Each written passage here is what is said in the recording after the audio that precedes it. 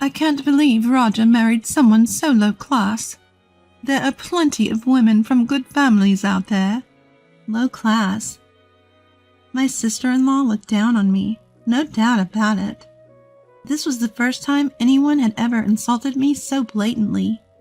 Is it okay to belittle someone this much based on money and education? I was fuming inside.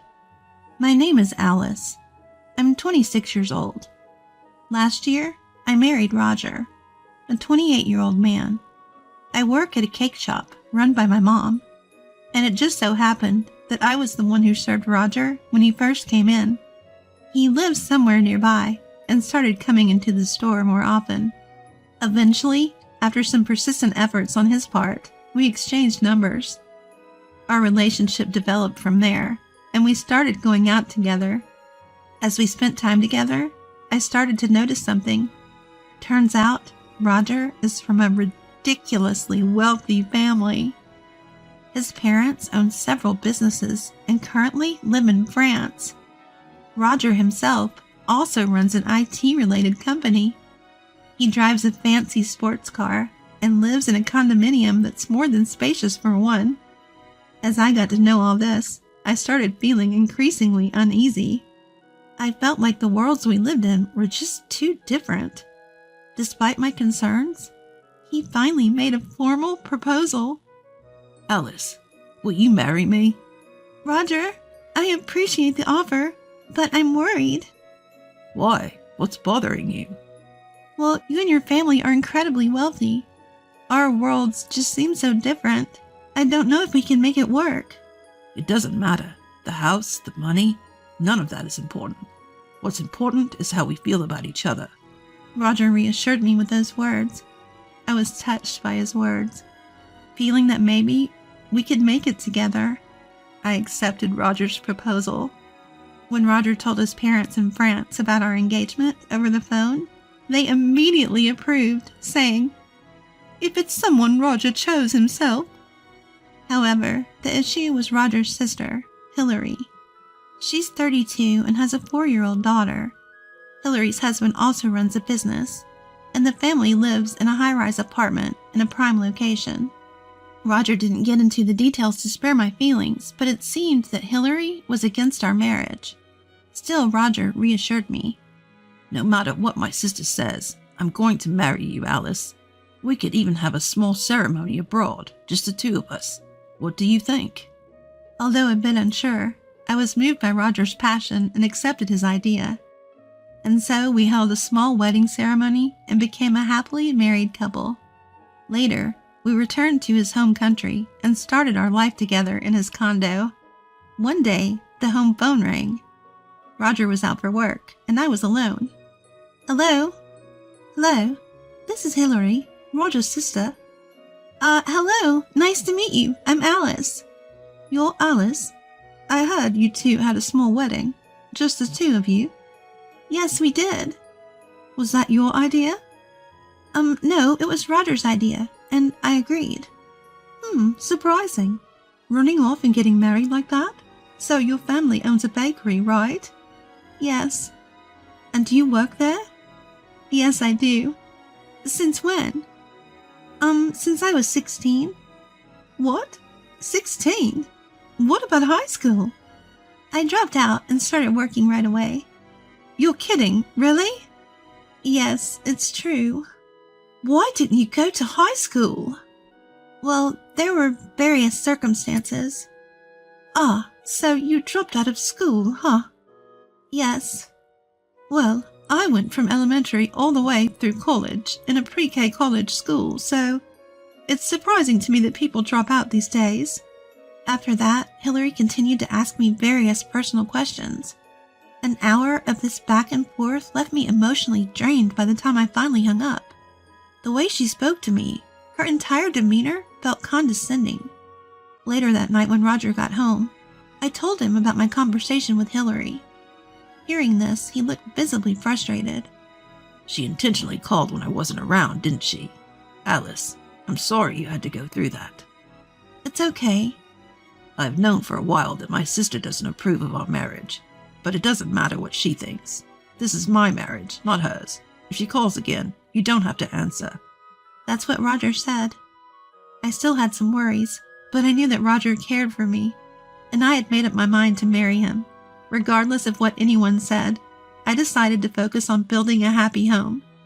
Then one day, after Roger got back from work, he told me, Alice, my parents are actually coming back from France. "Oh?" Yeah, we've already told them we got married, so my mom and dad said they'd like to meet you and your mom. They suggested we all get together for a meal. "I see." My heart started pounding. This meant I would be meeting Roger's parents for the first time. And that also meant I'd be face to face with that Hillary I had talked to over the phone. So it's going to be the first time you're meeting my parents, huh? I lost my dad a while back, and Mom was living alone in her house. Roger had already visited and greeted my mom, who was completely on board with our marriage. A dinner gathering, huh? Makes me a little nervous. Don't worry, you'll be fine. Roger reassured me. The dinner would take place at an upscale hotel restaurant booked entirely for the occasion by Roger's parents. Roger's family attending the event would include his parents, Hillary's husband, and their 4-year-old daughter, and oddly enough, Hillary's in-laws. On my end, it would just be my mom. Finally, the day before the big dinner arrived, I was working at the bakery as usual. Mom said, "I'll bring these treats with us for everyone tomorrow," as she packed up the shop's most popular sweets. After finishing my work, I went home and found myself pondering in front of my closet, deciding what to wear for tomorrow's dinner. That's when the phone rang. It was from Hillary. Roger had told me to ignore her calls, but I thought this might be something urgent about tomorrow, so I picked up. "Hello? Alice, do you have a minute?" "Yes." "Look, about tomorrow's dinner. Would you mind not coming?" "Excuse me?" "I don't know how much you're aware of, but..." Hillary then went on a long spiel about how her parents have assets worth around $300 million, own several properties in France and domestically, and that all the attendees of the dinner are graduates from top-notch colleges or postgraduate programs. My husband's family also comes from a long line of wealthy people. They have a dignified history. In some ways, they're even more impressive than us. Business owners, doctors, college professors, lawyers. Well, that's generally the type of careers they're in." "Right. So what I'm getting at is, if you show up at the dinner meeting tomorrow, you'll definitely stand out." "Stand out?" "Yes, you're a dropout, right?" "Yes." "So naturally you would stand out at the dinner. You probably won't even keep up with the level of conversation. And it might be awkward for your mom, too." But... Don't interrupt me. You know what I mean, right? It's just not the right place for you. Or maybe it's like you're from a different world altogether. You don't want to embarrass yourself in front of everyone, do you?" "True, I didn't go to high school, and my family isn't wealthy. But I'm married to Roger now, so I at least want to formally meet and greet his parents." "That's exactly why I told Roger it wouldn't work out. He never listens. So, did you have your sights set on marrying into money? Are you after our fortune? You must have been the one to make advances toward Roger, right?" "That's not true." There should have been better options for Roger. I don't know how he ended up with you. In any case, don't come to the dinner meeting tomorrow. I'll come up with some excuse for you. Say you're feeling unwell or something. As far as our family is concerned, it's enough if just Roger shows up." "But Roger is marrying someone so unsophisticated when he could have been with someone of a better pedigree." "Unsophisticated?" I apologize for speaking my mind like that. Anyway, please skip tomorrow's dinner, so let's leave it at that." With that, Hillary abruptly ended the call. I was shaking with anger and disbelief. Tears started flowing from the frustration. I had never been insulted like this before. At the same time, I started to lose confidence. Could I really hold a conversation in front of Hillary and her family who speak to me like this? With these thoughts, I called my mom and told her everything. Mom listened attentively and said firmly, "I'll handle it." So the day of the dinner arrived. Roger's parents had also gathered at the reserved restaurant. Hillary showed up fashionably dressed head to toe in designer brands, hand in hand with her daughter. "Mom, Dad, it's been a while. You both look well." "Oh, Alice couldn't make it due to poor health." What? But this dinner was supposed to be for meeting Alice. "Yes, that was the main reason we came back to the country." Then Roger spoke up. Poor health. Sis, don't lie. Alice and her mom are here. Alice? At Roger's call, my mom and I appeared. "Hello, everyone. Nice to meet you all." Hillary looked shocked, with her eyes wide open. Oh, Alice, we finally meet. Are you feeling all right? "Feeling all right. I'm perfectly fine, as you can see." Hillary frowned but remained silent, and so we exchanged greetings and sat down to begin the meal. Roger's parents were really easygoing and seemed to go out of their way to put me at ease. Then, out of the blue, Hillary turned to me with a question. "So, Alice, what's your area of expertise?" "My expertise?" "Yes, what did you major in at college?" "Well, you see, our family mostly has a background in economics and business. That's true for Dad and Roger, too. So what about you, Alice?" "Actually, I didn't go to college. I only finished middle school." The room went silent when I said this. Hillary cracked a slight smile. Why bring that up now, sis? Roger started to speak, but my mom interrupted him. "It's all right. Let me explain our situation." My mom prefaced it like that and then looked around the room. "Alice is not my biological child." The room was shocked again. "My husband and I couldn't have children, so we adopted Alice from an orphanage when she was just a baby. Alice grew up without knowing this, but she discovered the truth in her second year of middle school when she stumbled upon some documents from the orphanage. We had to tell her the truth." Everyone listened to Mom's story with serious faces. When Alice found out, she was unbelievably shocked, and then my husband got sick. His illness progressed rapidly, and he passed away. We run a bakery, and losing him was a significant blow. We were struggling financially. That's when Alice said, "I'll drop out and work in the shop right away." I told her to go to high school, but her mind was made up. Knowing that they aren't my biological parents, but still raised me with so much love and care, I felt grateful to them. Despite my tantrums, my parents indulged me. They scolded me when I needed to be scolded, so I wanted to work in the bakery and help Mom, who was now alone. When I heard about this from Alice, I just fell even more in love with her. I mean, think about it. If you found out as a teenager that your parents weren't your biological parents, and that money was tight because your dad passed away, you could have easily gone off the rails, rebelled, or even run away, right? But Alice decided to be thankful and started working to give back. That's why I wanted to marry her. After Roger finished speaking, his parents had tears in their eyes. Roger, you really did find an incredible person. Absolutely. It's been a long time since I've been this touched. Alice, please take good care of Roger from now on. And thank you, Alice's mom, for sharing all of this with us. She's such a thoughtful daughter. Yes, blood connection or not, Alice is our precious daughter, so I'm very thankful to Roger, who chose her as his wife and is treating her so well. With that, my mom brought out a bag of homemade sweets. We brought some of our homemade sweets for everyone. Please take some home.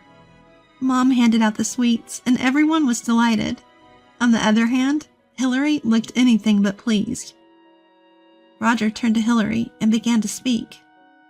Hillary, do you get it now? I was the one who was totally smitten and went after her aggressively. We're married because of that. Stop making unfounded accusations that Alice is after my money. Then Hillary responded. What, Roger? What are you talking about? I never said any such thing. Stop lying. It's not a lie. Listen. Roger then turned up the volume on his mobile phone, playing a recorded conversation. It was a conversation between Hillary and me from last night. Roger had told me to record any phone conversations I had with Hillary, so I had quickly pressed the record button yesterday. Everyone heard Hillary's voice pressuring me to skip the dinner party and ridiculing me. The part where Hillary accused me of marrying Roger just for his money was also played for all to hear. Hillary froze, looking really awkward, and all eyes turned to her. Even Hillary's husband and her parents had their eyes wide open in disbelief. Hillary, what an inappropriate thing to say. Her husband was astonished. Even their 4-year-old daughter chimed in. Mommy, stop being mean. At this, Hillary was speechless. She was sweating from the awkwardness and looked down. And so the dinner party came to an end. I bumped into Hillary in the restroom as I was leaving. She let out a big sigh, and then completely ignored me, walking past at a fast pace. The next day my phone rang. It was Hillary. Given that she'd ignored me and sighed heavily the day before, I thought talking to her again wouldn't lead to anything good, so I didn't answer. She kept calling, again and again. I hesitated, but continued to ignore her, thinking she would probably just berate me again. Finally, her calls became so persistent that it started to freak me out, so I blocked her number. A few days later, a sealed letter arrived from Hillary. I was scared to open it, but Roger and I decided to see what was inside together. Then, I apologize for the harsh things I said last time. The truth is, my mother-in-law loves the sweets from Alice's shop. She wants to place a large order for her hobby tea parties. She's been pressing me to contact you daily, which is why I've been calling. I was going to reach out to the shop directly, but I felt I had to apologize to Alice first. I'm truly sorry for the hurtful things I've said. I've reflected deeply on it. Please contact me as soon as possible. Hillary. Expecting some snide comment, I found myself, unintentionally, laughing with Roger.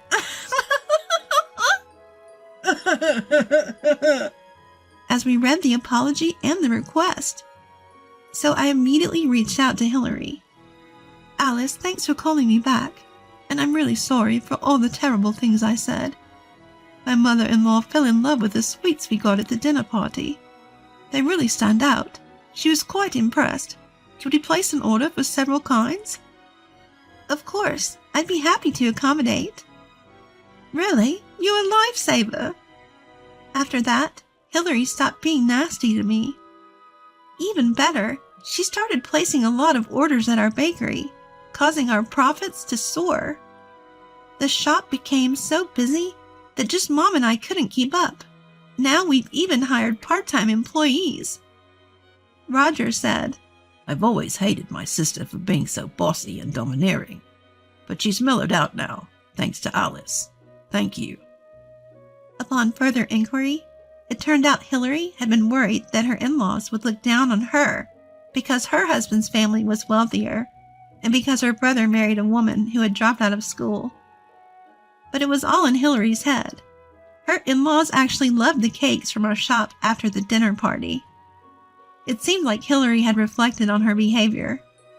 Time passed, and recently, I found out I'm pregnant. When I shared the news, Roger, both our parents, and even my mom were thrilled.